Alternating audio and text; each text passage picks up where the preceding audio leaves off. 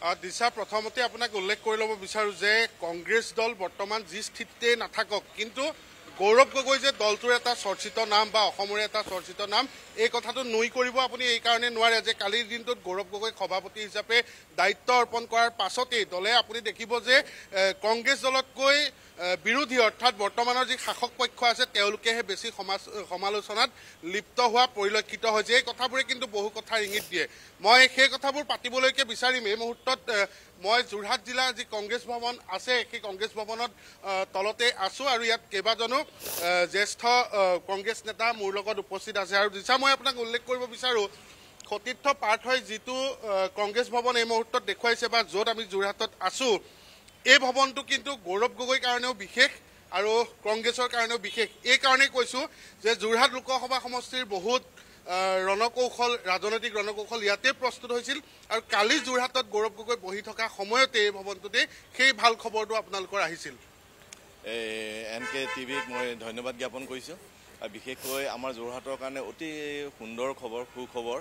আৰু বিশেষকৈ যোৱাকালি যেতিয়া গৌৰৱ গগৈ ডাঙৰীয়া আমি 4টা বজাত আমি গম পাইছোঁ তেখেতে অসমৰ মানে সভাপতি হিচাপে নিৰ্বাচিত হৈছে APCC অসম প্ৰদেশ কংগ্ৰেছৰ।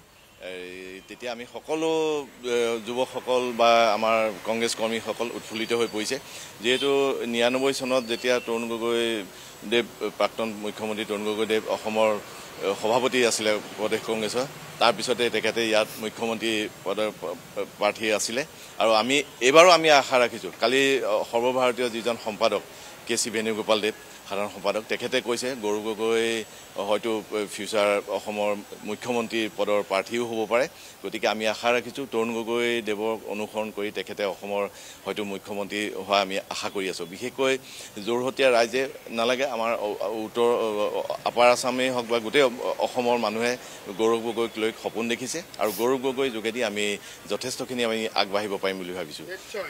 আপোনাৰ পৰা জানিবলৈ বিচাৰিম অভিজিত ফুকন ডাঙৰীয়া যে আপোনালোক যিমান উৎফুল্লিত হৈছে সমানে কিন্তু আপোনালোকৰ বিৰুদ্ধে অৰ্থাৎ বৰ্তমানৰ শাসক পক্ষই বেছি সমালোচনাত লিপ্ত হোৱা পৰিলক্ষিত হৈছে। এক প্ৰকাৰৰ গৌৰৱ গগৈৰ নামটোৱে ক'ৰবাত যথেষ্ট নেকি? গৌৰৱ গগৈৰ নামটো যথেষ্টটো হয়েই আমি সেইটো ভাবোঁ। লগতে আমি এটা ভাবোঁ যে তেখেতৰ যিটো কৰ্মৰাজি তেখেতৰ যি ধৰণে তেখেতে আমাৰ সৰ্বভাৰতীয় কংগ্ৰেছত নিজকে এষ্টাব্লিছমেণ্ট কৰিছে বা নিজৰ কৰ্মদক্ষতাই তেখেতে নিজকে প্ৰতিষ্ঠিত কৰিছে। আমি ভাবিছোঁ যে তেখেত প্ৰদেশ কংগ্ৰেছৰ সভাপতি হোৱাৰ পিছত অসম প্ৰদেশ কংগ্ৰেছ কমিটিৰ আমাৰ যিটো গতি স্তব্ধ হৈ গৈছিল পঞ্চায়ত নিৰ্বাচনৰ পিছত আমি সকলোৱে এটা বেগটোত অহাৰ নিচিনা এটা পৰিৱেশৰ সৃষ্টি হৈছিল। কিন্তু তেখেত সভাপতি হোৱাৰ পিছত আমাৰ কাৰণে এটা সঞ্জীৱনী শক্তি সদৃশ হৈছে যে গৌৰৱ গগৈ ডাঙৰীয়া যুৱ প্ৰজন্মক প্ৰতিনিধিত্ব কৰা এজন নেতা আৰু দক্ষ নেতা।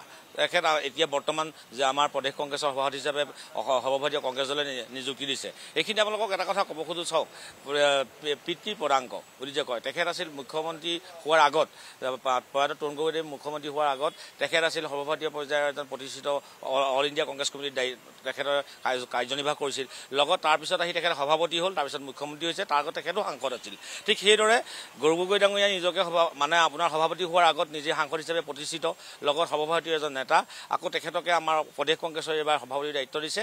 আমি আশাবাদী 2026 চনত তেখেত অসমৰ পৰা আমাৰ কংগ্ৰেছ দলক যথেষ্ট শক্তিশালী কৰি এজন মুখ্যমন্ত্ৰী হিচাপে তেখেত খুব এটা গুৰুত্বপূৰ্ণ কথা। কৃষাণু যথেষ্ট গুৰু দায়িত্ব আছে NSY ৰাজ্যিক সভাপতি গতিকে দলটোৰ চালিকা শক্তি হিচাপেও তোমালোকৰ প্ৰধান ভূমিকা পালন কৰা কি বাৰ্তা দিবা এই মুহূৰ্তত?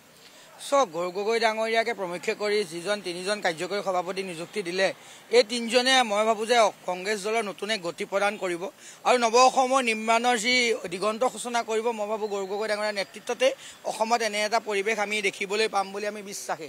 পৰিৱেশ পৰিস্থিতিখিনি এনেকুৱা ধৰণৰ হৈছে আমি বৰ্তমান সময়ত আমি দেখি আছোঁ যে হিমন্ত বিশ্ব শৰ্মা ডাঙৰীয়াৰ কালি গৌৰৱ গগৈ ডাঙৰীয়াৰ সভাপতি ঘোষণা কৰাৰ 2 ঘণ্টা 3 ঘণ্টা নহওঁতে তেওঁৰ মুখত যি ভয়ৰ চাপ তেওঁ শংকিত হৈ উঠিছে সেই পৰিৱেশ আমি যি দেখিলোঁ এই চিন্তা আমি এটা কথা প্ৰতিফলিত হৈছে যে আহিব লগা সময়ত 26ত যে কংগ্ৰেছ দলৰ চৰকাৰ হ'ব সেই কথা হিমন্ত বিশ্ব শৰ্মা ডাঙৰীয়াই গম পাইছে। তেওঁ কথা লৰচৰ হৈছে তেওঁ কথা লাহে লাহে তেওঁ কথাখিনি ওপৰাওপৰিকৈ ক'বলৈ আৰম্ভ কৰিছে। কালি তেওঁ ক'লে যে 10 ছেপ্টেম্বৰ দিনাখন কোনো আইনী ব্যৱস্থা নহয় ভাৱমূৰ্তিৰে লান হ'ব এনেকুৱা ধৰণৰ কথা বতৰাখিনি এইটো কথা প্ৰতিপন্ন কৰিছে যে গৌৰৱ গগৈ ডাঙৰীয়া সভাপতি হোৱাৰ পৰা বঞ্চিত কৰিবৰ বাবে কেৱল এখন নাটক এখন যে তেওঁ ৰচিছিলে সেই কথা কালি বুমেৰাং হিচাপে মানুহৰ মুখত ওলাই পৰিছে। আৰু এক কথা ঠিক 10 ছেপ্টেম্বৰ ডিচেম্বৰৰ পিছত হিমন্ত বিশ্ব শৰ্মাই দাম্ভিকতা অহংকাৰ হিচাপে পতন হ'ব তাৰপিছত মই পুনৰ কৈছোঁ যে ২৬ত কিন্তু গৌৰৱ গগৈ ডাঙৰীয়াৰ নেতৃত্বত অসমত কংগ্ৰেছৰ চৰকাৰ হ'ব আৰু আজি তাৰিখত AICCয়ে যেনেদৰে যুৱ প্ৰজন্মসকলক উত্তৰ প্ৰজন্মসকলক যেনেদৰে তেওঁ সমৰ্থন আগবঢ়াইছে AICC ফালৰ পৰাও এই প্ৰজন্মতে কিন্তু আহিব লগা দিনকেইটা যে কংগ্ৰেছ দলে নতুন গতি প্ৰদান কৰিব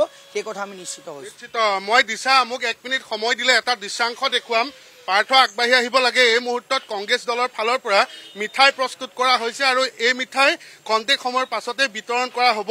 মই হোটেলখনৰ ভিতৰলৈকে সোমাই আহিছোঁ আৰু পাৰ্থক দেখুৱাবলৈ অনুৰোধ জনাইছোঁ বিভিন্ন ধৰণৰ মিঠাই এই মুহূৰ্তত এনেধৰণে বান্ধি থকা হৈছে দিছা। এইসমূহ ৰাজপথত এতিয়া বিতৰণ কৰা যাব কিছু সময়ৰ পিছতে আৰু কংগ্ৰেছৰ ফালৰ পৰা যথেষ্ট সংখ্যক মিঠাই এই মুহূৰ্তত যোৰহাটত তেওঁলোকে হোটেলত অৰ্ডাৰ কৰিছে আৰু সেইসমূহ বিতৰণ কৰা যাব। মই পাৰ্থ অকণমান কেমেৰাটো ঘূৰাব লাগে। কিমান মিঠাই আজিৰ দিনটোত বিতৰণ কৰা যাব? একচুৱেলি কালিৰ সন্ধ্যা সময়ত যেতিয়া আমি ইয়াত গৌৰৱ গগৈক লৈ আমি উৎফুল্লিত হৈছিলোঁ, আমি বহুতবিলাক আমাৰ ইয়াত কংগ্ৰেছ মানে সমৰ্থিত মানুহ আহিছিলে। আমি কালিয়ে প্ৰায় 1000মান মিঠাই আমি পথাচাৰীকে হওক আমাৰ নিজৰ কৰ্মীকে হওক সাংবাদ মাধ্যমৰ বন্ধুসকলকে হওক আমি সকলোকে কালি মিঠাই খোৱালোঁ, আমি কেক কাটি ফূৰ্তি কৰিলোঁ। আজিও এতিয়া আমি আমাৰ মহিলাসকল আহিব। কালি যিহেতু গধূলি হ'ল তেখেতসকল আহিব নোৱাৰিলে। আমাৰ কালি এখন সভা আছিলে মহিলা কৰ্মী সভা, তেখেতসকল ঘৰলৈ গৈয়ে এই বাৰ্তাটো পাইছে, গতিকে আকৌ আহিবৰ কাৰণে অসুবিধা। কিন্তু আজি প্ৰায় 11টা বজাৰ পৰা আমাৰ ইয়াত মহিলাসকল আহিব, তেখেতসকলক মিঠাই বিতৰণ কৰা। মিঠাই প্লেটখন এবাৰ দেখুৱাব লাগে। বাইদেৱে মিঠাই প্লেটবোৰ এনেধৰণে বান্ধিছে আৰু ক্ৰমান্বয়ে সজাই তুলিছে আৰু মিঠাই বিতৰণ কৰা যাব। কৃষাণু কিমান মিঠাই বিতৰণ কৰা যাব? ইতিমধ্যে আমি কালি এটা প্ৰাৰম্ভিক পৰ্যায়ত আমি যি অনুষ্ঠান আমি উৎফুল্লিত আনন্দিত হৈ সকলোৰে মাজত বিতৰণ কৰিছোঁ। আজিও আমাৰ এটা পৰিকল্পনা আছে, আজিও আমি ৰাইজৰ মাজলৈ যাম, কাৰণ ৰাইজে কালি স্বতঃস্ফূৰ্তভাৱে আপুনি কংগ্ৰেছ ভৱনৰ তলত প্ৰায় শ লোক আহি উপস্থিত হৈছে। এইখিনি সকল কংগ্ৰেছ দলৰে নহয়, বহুতো মানে আমাৰ যোৰহাটৰ সাধাৰণ লোকো আহি পেলাই ইয়াত আমাৰ উপস্থিত হৈছে, যিসকলে কংগ্ৰেছ দলৰ যি আদৰ্শ দলৰ লগত প্ৰত্যক্ষভাৱে নাই কিন্তু তেওঁলোকে গৌৰৱ গগৈ ডাঙৰীয়া শুভাকাংক্ষী। গতিকে আজি যি পৰিৱেশ আমি যোৰহাটত দেখিলোঁ সেই পৰিৱেশ সমগ্ৰ অসমত। গতিকে আমাৰ বাবে উৎফুল্লিত আনন্দিত এটা দিন আৰু আমি বিশ্বাস কৰিম আহিব লগা দিনকেইটাত কিন্তু গৌৰৱ গগৈ ডাঙৰীয়াৰ নেতৃত্বত ২৬ত যে কংগ্ৰেছৰ চৰকাৰ হ'ব আৰু হিমন্ত বিশ্ব শৰ্মা ডাঙৰীয়া যে পতন হ'ব এই কথা কিন্তু নিশ্চিত।